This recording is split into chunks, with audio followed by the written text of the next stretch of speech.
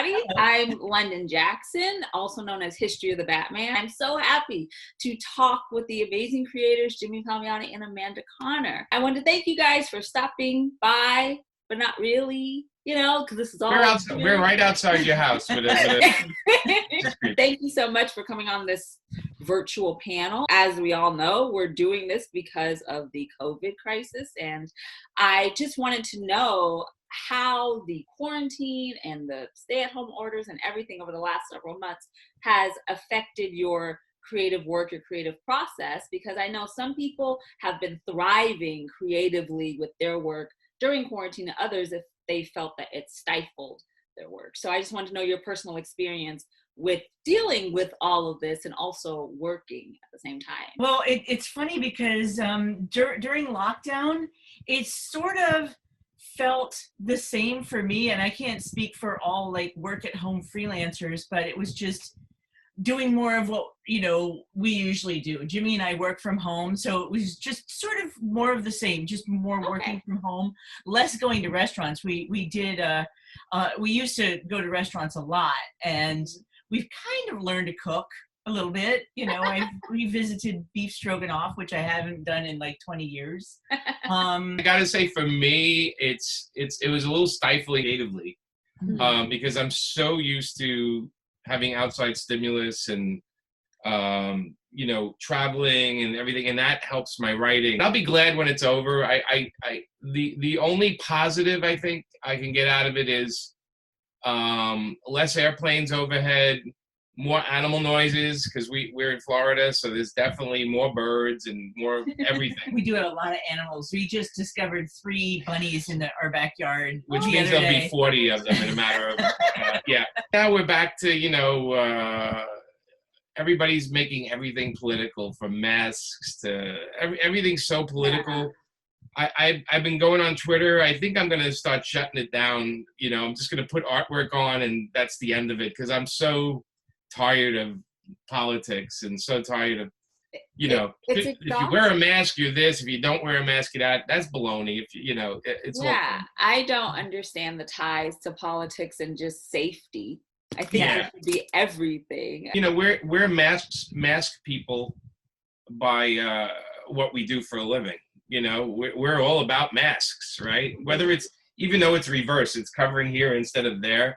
But we work on comic book characters that's their part of their nature. So we should be embracing masks like crazy. Since you mentioned wearing the mask and kind of channeling the superhero aspect of it, you both have worked on many characters and universes and developed and evolved your either creator own or others. How did you get into comics? What was the first thing that kind of attracted you to the medium, and why did you decide you wanted to work within this industry, and what influences have shaped or inspired your unique way of creating characters and writing and drawing? My mom used to buy comic books for me when I was really little and I was sick, and I was staying home from school. She's like, oh, here's a good way to keep her quiet, a stack of comics, My first Tooth Fairy gift was a Mad magazine and a nickel. So, very cute tooth fairy, like a nickel. I know. I think it was. Yeah. What was that, like 1912? Here's the nickel was worth imagining. I'm imagining, my dad working late, and my mom and dad oh my God, she lost her tooth today. What do you have? Do you have any change around the house? And that was probably the only thing they could find. And my dad probably got the Mad magazine for himself. Right. And and they just it's what they could scrounge up, because they didn't have a lot of money back then, and they're like, okay, this is fine. And they, shoved it under my pillow. I don't even remember what I did with the nickel, but I remember that Mad magazine. So I always loved comics. I always loved a good story, and I always loved drawing. So comics is, how you slam that together. Right. And I did imagine myself in different careers as I was growing up. When, I guess when I was maybe 9 years old, I imagined myself growing up to actually become Wonder Woman. That was my career choice when I was 9. And exactly. What girl hasn't imagined that, right? Exactly. So then when I realized, I'm like, oh, that's not actually a paying job, I decided that, okay, well, maybe a lion tamer. I think lion tamer was my first job of choice. Then Wonder Woman, then race car driver, then astronaut, movie star, action movie star. It had to be an action. I wanted to be an action movie star. And then when I realized that all of those were probably not going to pan out, I was like, well, let me go to what I'm really good at, which is drawing and storytelling. So it sort of went full circle. And it's sort of the direction that fate pushed me in. And then like getting into comics, like, getting my first job, that's a whole nother story. How about you?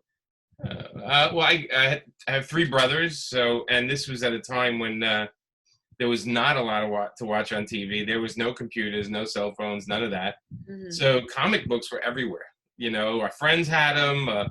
The girls down the block had Archies. Everyone shared. This is Brooklyn, Avenue J in Brooklyn, and we'd sit on our stoops for hours and read comics. So, and then I started drawing them, and I had a little bit of skill, and my buddies would sit around the table and watch me draw them and go, oh, draw the Hulk, angry, like draw, do that kind of stuff. I actually went to High School of Art and Design in New York just for comics. While I was there, I actually ghosted for a couple of inkers that were professional inkers, even though I was in 11th grade. And I saw that everyone I was ghosting for, because I always needed help, was poor.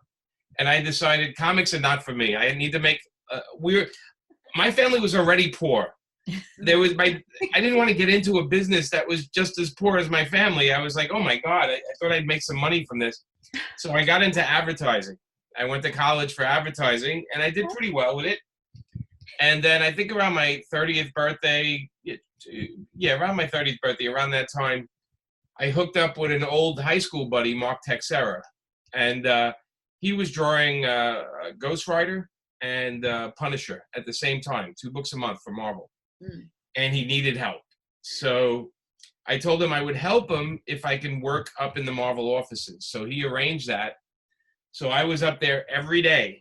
Nice. And I got to know the editors, and I got to show my samples around, and I kept bugging them until eventually they started giving me work, and then I've been working ever since. But I started out for a good year doing backgrounds for Mark on the books. There's a lot of old comics where you'll see like a truck in the background that says Palmiotti Pickles or Jimmy Palmiotti Street or something. I kept hiding my name everywhere, and eventually Bobby Chase gave me a background ink credit because she saw I was doing so much work, and I think it's one of the first times somebody got a background ink credit in a comic. But I started out as an inker for the 90s, and I must have inked over 1,000 comics. And then I met up with Joe Quesada at San Diego. I met Joe at San Diego, and he was in Queens, and I lived in Brooklyn. And we did a book called Exo Zero together for Valiant, which was a monster. It sold over 2 million copies. And we worked together, and we formed Event Comics, which we put out our own Painkiller Jane and Ash. I started doing more writing. So I wrote Deadpool, I wrote Superboy. And then eventually at DC, they gave me something from square one, which was Jonah Hex. Mm-hmm. And then eventually Power Girl with Amanda, and then eventually, Harley. And so I've been working there ever since. Since you mentioned Painkiller Jane and Harley and Power Girl and Starfire, you both have worked on these strong female characters, and Jimmy even said that you've worked on so many female characters, and your flag back there that you showed me has all these amazing women, and I think that is the coolest thing. Look at it close. It's all female superheroes. That's amazing. I love it. Even the stars are the heads of female superheroes. Our friend Dave Ryan made that for me for my birthday, and I'm keeping it here now because I have to redo my studio. It's a good backdrop. It's a really good backdrop. With all of the different strong female personas that you guys have either created or worked on or evolved, do any of these characters, do you think there's like a similar quality that each female character has, or like qualities that you want to place within your female characters that you think is important to show their strength and their versatility? I think or are they all unique? I think they're all unique. What I chose to do was to think of a friend of mine or a family member or somebody who has a really, really strong personality and model that character after that person. So that, you know, when you see the characters on the page, they're so who they are. Harley Quinn is so different from Power Girl. And Power Girl is so different from Painkiller Jane. And, you know, like they each have such strong personalities, but distinctive personalities. And I think that's, I think that really makes a comic book fun to read is when there's really strong characterization.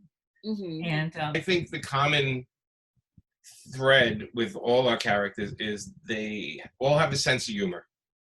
Yes. They're not stoic. They're not dead. There's no dead eye look from them.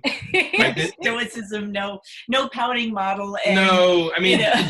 Jane, but when you get them pissed off, that happens, right? When Power Girl's pissed off, or Jane's pissed off, or Harley's pissed off, a switch goes off.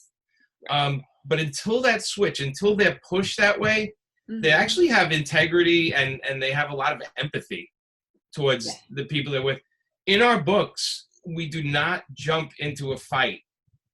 I don't know if you've ever read our stuff. It isn't the first thing the characters do. They actually try to talk it out, or they like the empathy. You know, instead of saying they are wrong or this is wrong with them, they try to go, well, maybe they've been, you know, maybe they're just having a tough time. Mm-hmm. Maybe we should talk to them first before we say, you know, there's a stopping point where they say, maybe it isn't what it seems it is. And let's try to talk it out. And then if it's what it seems it is, then they jump into action. But even when we did Power Girl, whenever Power Girl was threatened, she would always try to talk it out with the person, you know, and it made for a really interesting conversation because that's when we learned a lot about her. Mm-hmm. Is the way she approached empathy with somebody else. Is she's like, look, I know you're upset at this. I would be too, but if we're going to do this, a lot of other people are going to get hurt and this and that, you know, and so it's these moments that define all the characters, female characters we do. Most of our characters that we've worked on together, they definitely do slow things down. They're not trigger characters. They don't just jump and start fighting. Yeah. I feel like we have that with all the other books in comics. I feel like we have a lot of punch books, I call them fight books. And nothing bores me more than 20 pages of two people fighting. And I'm like, nah, I don't want to do that. I'd rather see them sit in the bar and start talking about stuff. It may be more boring visually, but I don't think anybody can accuse our books of being boring. I think that's what our female characters have. It's also, I think, why a lot of people connected with Harley, because Harley just isn't a simple person. It's not just, she doesn't have a split personality. She's not this person and that person. She has all these personalities, and she chooses which one to be at the point where she needs to take it. And it's a very interesting, you know, it makes the character very interesting because she knows she can be violent. She knows she can be over the top, but she chooses to not do it, or she chooses to do it. It's her choice. So I think that's what makes a lot of the characters strong, is they're in control of their emotions.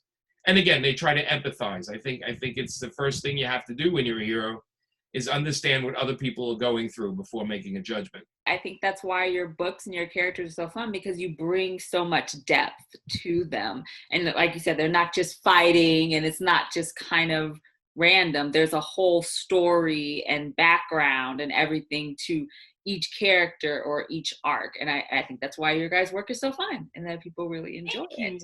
Of course, me being a huge Batman fan, I have loved your Harley Quinn run since the beginning. It's amazing. And I honestly think that, especially with the Harley character, when she was created, she just was shown as a Joker, you know, henchwoman, girlfriend, whatever. Right. And I really think when you guys took over the book and you had your run, that you made Harley such a three-dimensional character. You made her more than just being connected to Joker, because I think a lot of fans saw that, but then you gave her her own practically mythology and the characters that she works with or interacts with. And I think that's so amazing. And I think that's why she's such a popular character right now, especially on like the big screen and even the animated screen. The DCU show, Harley Quinn, I am obsessed. I love it so much. I think. But by the way, I was laughing because remember I was telling you I used to hide my name in the background. They had on the Harley show. Where is it? I had it on my.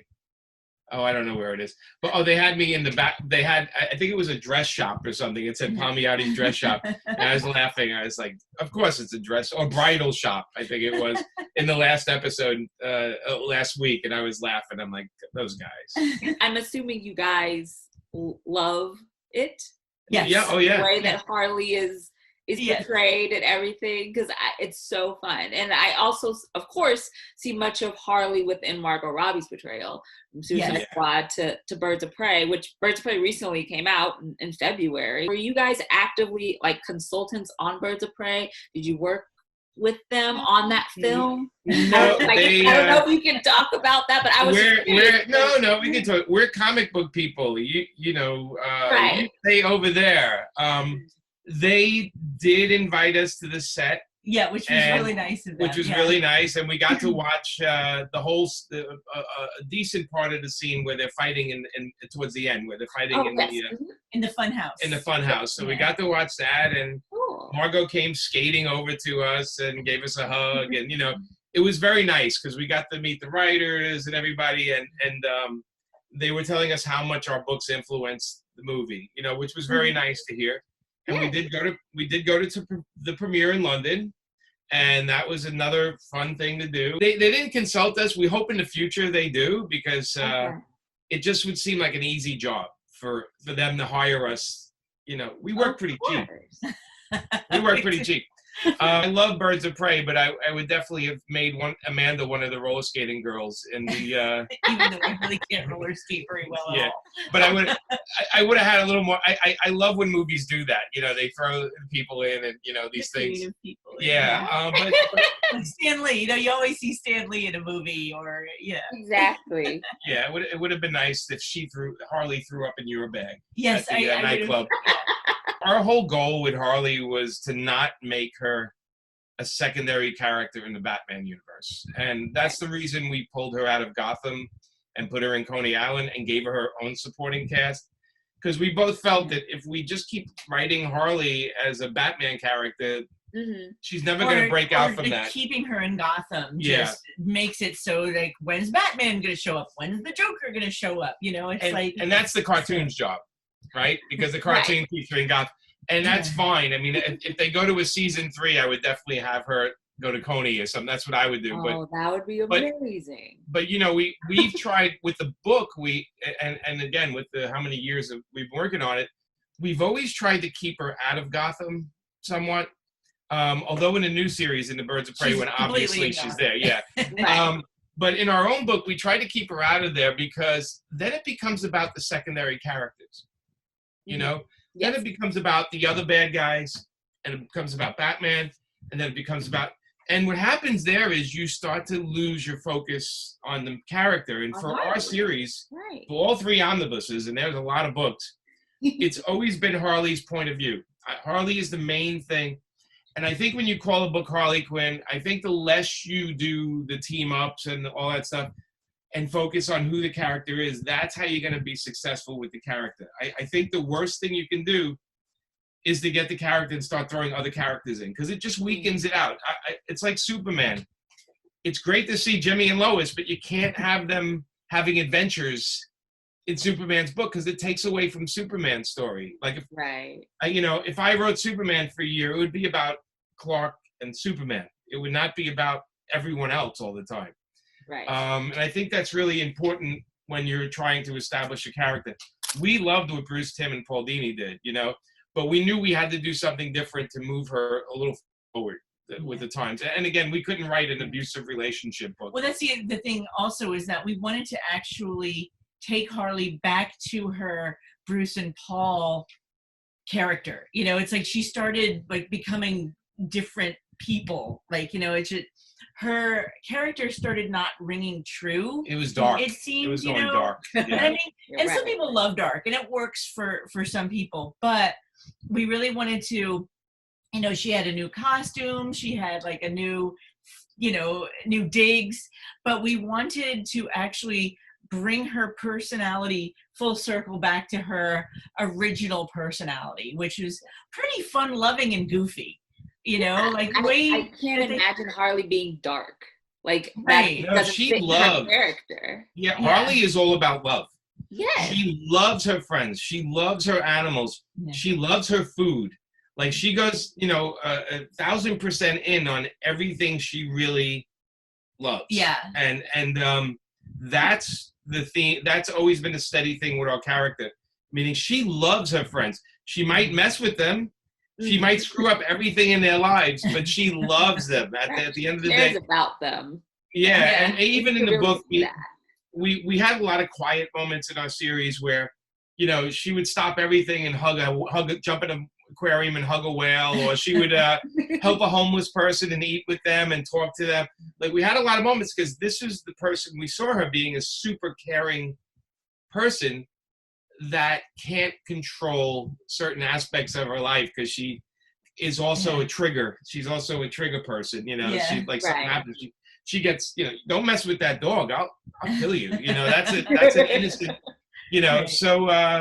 So yeah, we were happy, and with the Harley and the Birds of Prey book, which comes out right away soon, next week.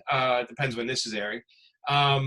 We've tried to get the tone of the Birds of Prey, the characters, and what would happen if you threw the monkey wrench that is Harley into their lives, and that's what that book's about. Do you like Harley and Birds of Prey like interaction, or do you feel like, it's taking too much away from Harley? Part of the fun of Harley is seeing how she interacts with other characters and how other characters react to having her thrown into their lives. That's part of what makes, the whole storyline really fun, is to see how, the chemistry of that. For instance, Huntress, is sort of like, she's not such a bad person, whereas Renee Montoya is just like, she's driving me nuts, Because Montoya is all about control, right? And Harley is taking away all her control, right? Driving her insane. When it comes to that. And Cass kind of rolls with it. Cass observes. She's like observing, it's like, Cass is like this like deadly little weapon, but then she sees this and then she's sort of curious about, she grew up. Cassandra grew up in such a strange way that she gets thrown into a normal Gotham environment, and it's all like new and interesting to her, so she's like just like taking it all in and like learning and figuring stuff out. And yeah, she's definitely the quiet observer. It's a fun book to be working on because, and again, we saw the movie and we saw that version, right? We have a rule with comics is, we create so the movies can take from us. We don't take from the movies. And that's been our theme for everything. They look to us for their properties. We don't look to them because they I'm not so sure we're allowed to, but although we did take one thing from the animated cartoon, but we're not allowed to say yet. Okay. In the third issue? Is it the third issue or the last issue? Last issue. The last issue, yeah. Yeah, we take something because if we say it, they'll tell us not to do it. So it's just going to happen. So we'll just not say it. Nobody's watching. Yeah. I wanted to switch gears and ask you guys, if people who are watching don't know, I wanted you to talk a little bit about PaperFilms and how did that start and what it is and what were your initial or still your goals for creating the site and the company. So PaperFilms is a website that Amanda and I own. It's paperfilms.com. And it's pretty much, it's sort of like our store / history of us / website. So we have a mailer you can join, and then once a month you get a thing that shows some Amanda's art, some discount coupons, and where we're going to be next. And it's sort of like an update for what we're doing. But we realized around I think we started the website in 2001. We realized that it's great to work for companies, but in the end, the companies look out for companies, and that's their job. And, you know, we're freelancers, we work for them. So we realized that we needed to like have a secondary income because comic books don't make a lot of money.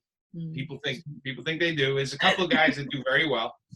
The rest of us hustle like crazy. And we wanted to have a place where we could not only, you know, show off the other things we do, but also show, you know, sell some of the original artwork that we do, and you know, have a place where people can go to get in contact with us to get books signed, and we sell some exclusive stuff. And what I've been doing over the years is also self-publishing through it. So I think we've done 13 Kickstarters so far. Yes. Yeah, and then we sell the books on our site, and we sell the digital downloads, and you know, it's an aggressive, not aggressive site, meaning it's just a couple of us. Patrick Wedge is our guy that runs everything. It's just a couple of us saying, hey, look, if you need to find out more information about us, you can go there. If you want to get an exclusive, I'll show you like an example. So we have the new book coming out, and then we have one where you can draw in a circle. It's you know, it's pretty cool. So if you want to get something like that, yeah, it's love that so much. Yeah. And you can only get it from our website. It's just another way of making income and taking out the middleman with some of our stuff. You know, you can get a prints from Amanda, and yeah, it's like I said, it's not a big thing. It's just a thing I think every artist should have a representation for their work. Yeah. So PaperFilms has been that for us. Very, very cool. With your Kickstarters, and then they've been so successful. When you do like a new Kickstarter, are you ever curious about if the launch will be successful? Are you nervous about like like what you do? Is that ever? It happens every time. Like, or are every single time. Like, it's a nail biter, yeah. It is a nail biter because you're putting out an idea and you're hoping people back it. Respond to it, yeah. And it's nerve-wracking every time. I can usually tell by the first 2 days if we're going to do okay or not. I have people that have backed every single one of them. Wow. So on the first day, those are my first customers because they're satisfied customers. They always want to get in on the next one. You know, we make it a point of delivering every Kickstarter on time, best quality. Everyone gets their money's worth. So with that reputation, our first day is very telling. So it's sort of like a planned thing. It's definitely not making me rich. I don't have the giant Kickstarters that get 150,000. Some of those are out there, and God bless them. Brian Polito has these giant ones that I'm so jealous of, but I could never do that. At the end of the day, it's me and my buddy. We pack up every package. So we're talking about over 1,000 packages with every Kickstarter. So we sit there for a week and put them in, get the paper cuts and put them in bags, and then all we the have the books are from love. Yes. They're created with love. This is all about love and grassroots. Yeah. And while I can, I always help other people with their Kickstarters. I am definitely a consultant for dozens of people, and I'm always willing to help. Even if they have questions, they can always hit me up. I'll continue doing them until nobody backs them anymore. You know. Well, then you guys are going to keep doing them because I don't see how people just won't support your work. You never know. The world changes. Sometimes food's more important than comics, you know? Right?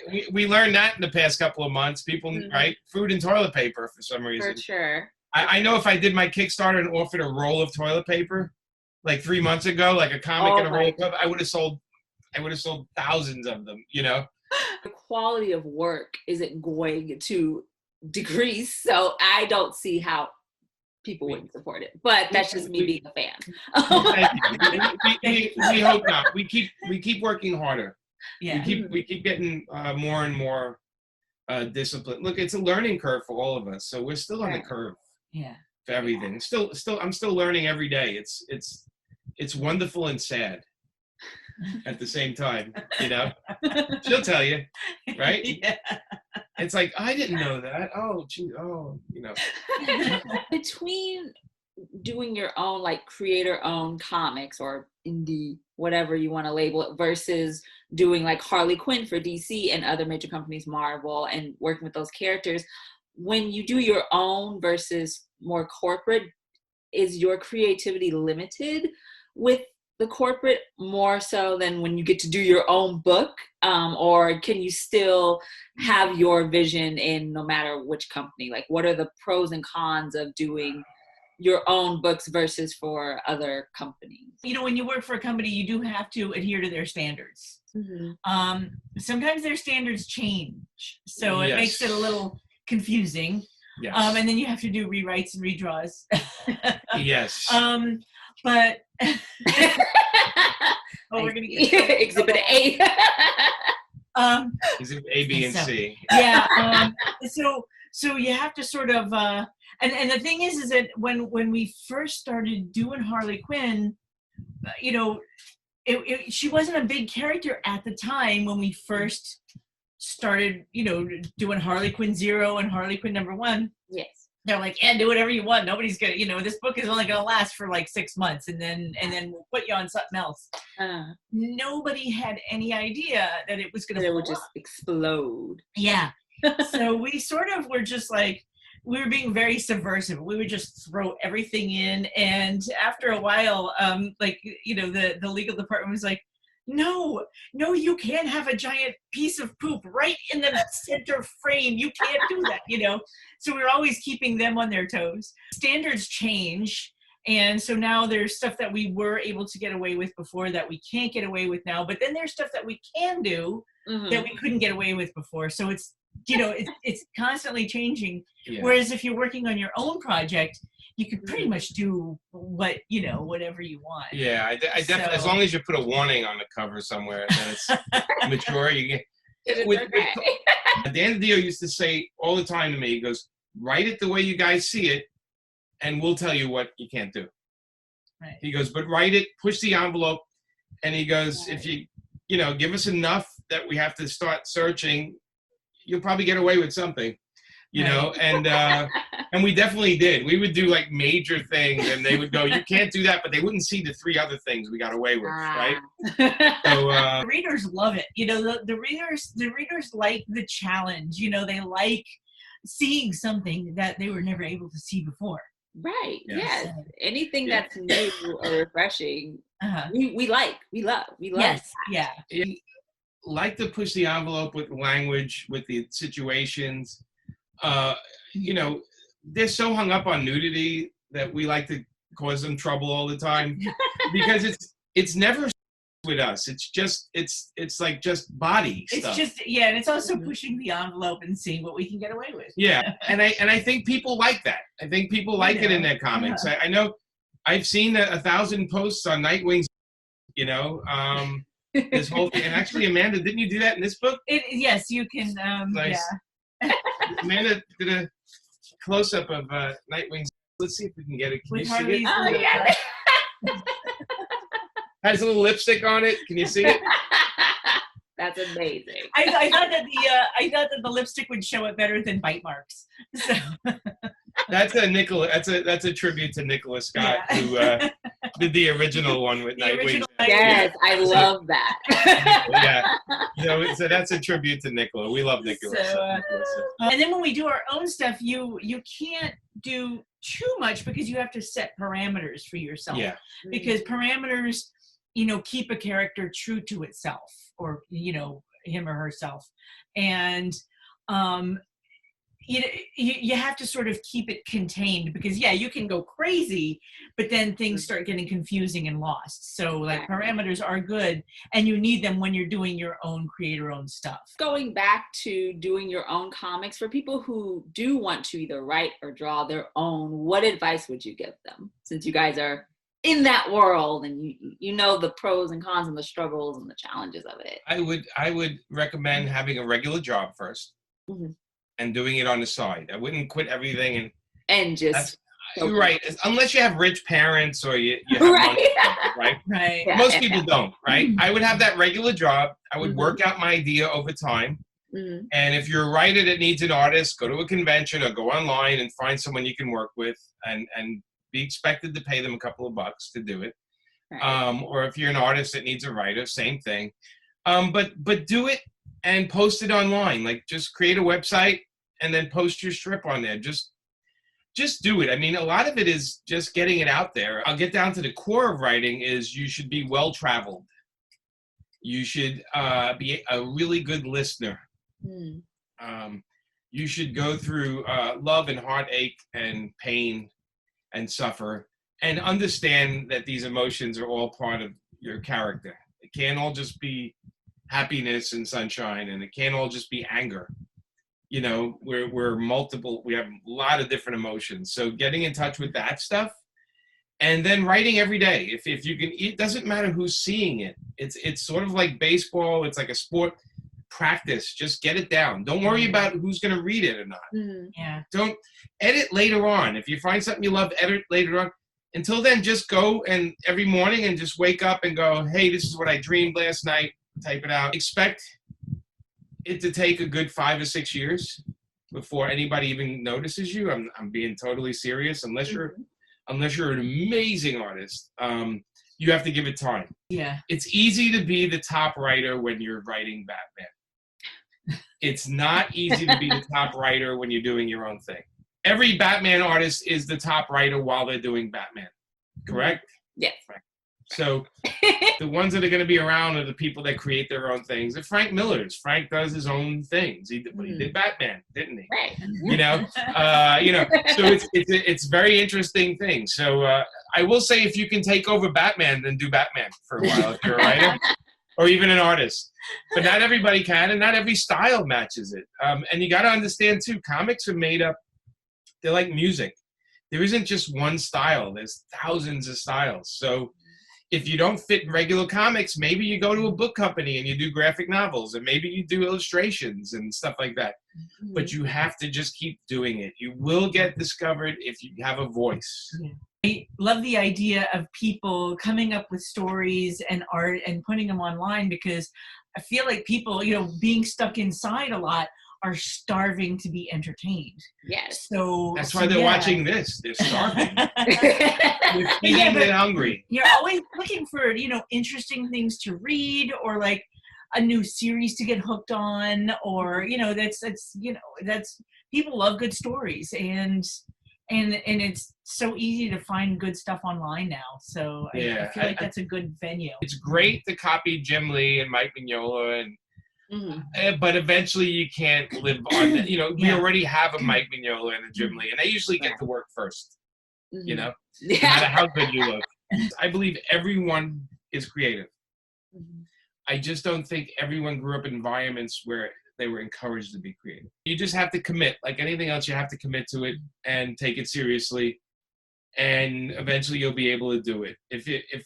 Because the road to success is made. That road has a lot of people that quit on the way to the success. So sometimes you're not great, but you keep after it, and you can have some kind of success, and then you become better. That's how I look at my career. So it's like I was a good anchor, not a great writer, but I kept after it and kept after it. You were a very good storyteller. I was a good listener too. You're a good listener, yeah. Yeah, what she said. Storyteller. Yeah, and listening is part of writing, right? Listening to people tell stories. And I just feel like I'm on a learning curve. I still feel I'm trying to figure it out, and that will never go away, I guess. That I think I'll just die with the idea that, I wish I could have done that better. But deadlines make you finish jobs. So that's, Yeah. So practice and patience are patience. A lot of patience. A lot of patience. Yeah. It's tough. It's tough because you can get discouraged daily. Right. The internet's not friendly. They like to point out when you screw up. Yeah. The empathy. It's not only pointing out; it's celebrating when you screw up. Celebrate. It has no empathy for what people are going through. It just kind of just takes a surface headline. And, there was an article how people only read the headline of a story. They don't actually read the story. And I'm like, yeah. So how do you know? The headline could be anything. Dog kills man, or man kills dog. Right. Mm-hmm. That's the headline. We don't know that the dog had rabies and the dog was. Nope. Man killed dog, he's a bad guy. Or woman's angry at driver. Right? we don't know the story, you know. So it's so that's why writers are needed, because we need to know the full story. Right. There's millions of stories there. It's up to you to dig deeper, and I think that's why certain writers connect, because they look at the character, they look deeper into the characters, what they're made up of, so we can learn their motivation. That's what comics are about. Getting deeper and deeper with the characters and, you know, making them interesting. That's why your books are amazing, because you guys go deep with your characters and stories. Yes. She does it. She's Amazing. She's the true talent in this house. He sells himself short.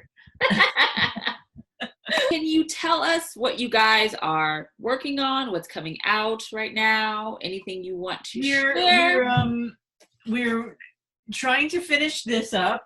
You know, trying to 2 more issues. We have I have a Kickstarter soon for Pop Kill #2. We have it's coming out on Shudder. I think the Shudder channel. A movie based on one of the books I wrote. One of my image books, Random Acts of Violence, comes out next month.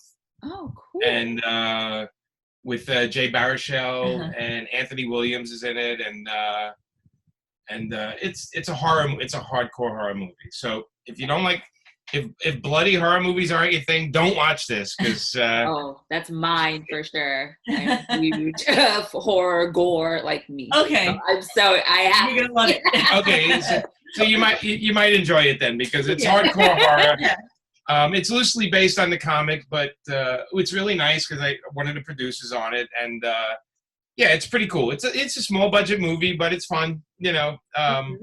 So that's coming up, and that's about it, right? We're just looking at things to do after Harley right now. Amanda and I are talking about some ideas we have for some crazy comics. So we'll see. Yeah. Well, I can't wait to hear about that in the near future. I love your guys' work, and I love everything from your Harley run to your own books. And I think you guys are amazing creators, and you produce books that I think right now we need, because we need entertainment and happiness. And I think your books definitely provide that, especially in a weird time like this. So I definitely appreciate your guys' work. Oh, well, thank you so much. Thank you. And thank you for coming on here and talking with me about your work. Nice to see you. Yeah, you too. And I hope you guys are doing well right now with everything. And so thank you guys so much. Thank you so much. Our pleasure. And everyone go to paperfilms.com and your social media. Where can they follow you and things like that? Twitter. The most ironic Twitter handle ever. Amanda rants a lot, but I don't post very much. I don't rant as much as I should. And Amanda Connor Art on Instagram. Instagram, yeah, and my name, Jimmy Palmiotti, on J Palmiotti on Twitter and on Instagram. Yeah, my name. Just put it in; it'll pop up. And then PaperFilms for everything else. Awesome. So go there and follow them and go to the website. Yes. Thank you, everyone who is watching, and thank you guys for talking to me. I really appreciate it. It's good to see you. You too. Take care. Bye.